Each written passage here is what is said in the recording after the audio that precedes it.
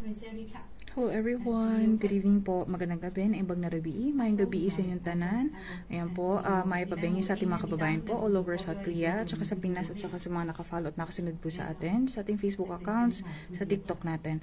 Ayan po, so mayroon tayong marami tayong accounts kasi mga, of course, na nagawa na previously.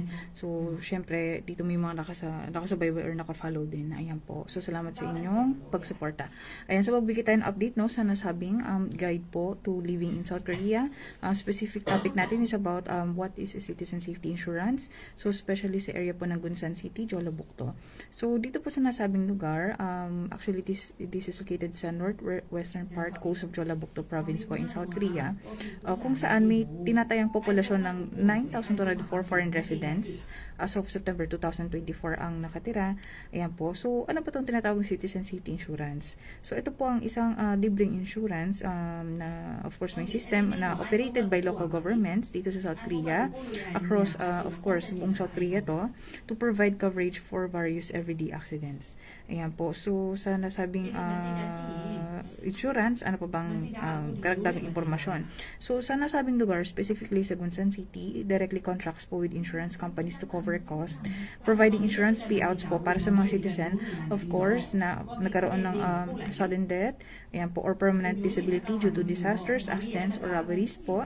So, do citizens po ba need to enroll separately? No, you don't need to do that.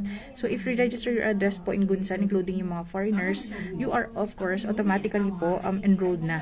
So, insurance coverage po begins as soon as you move to Gunsan area. But, it is automatically cancelled po kapag kayo ay lumipat na or, of course, nag-relocate ng ibang lugar.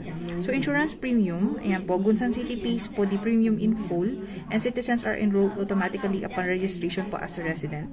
So, application deadline po nito is within 3 years of the said accident. Application method po, ayan, victims or legal heirs apply directly po for the said insurance company.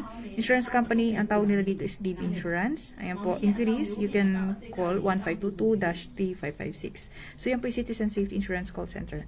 Yan ang purpose ng para, yan, medyo medyo mahinang net.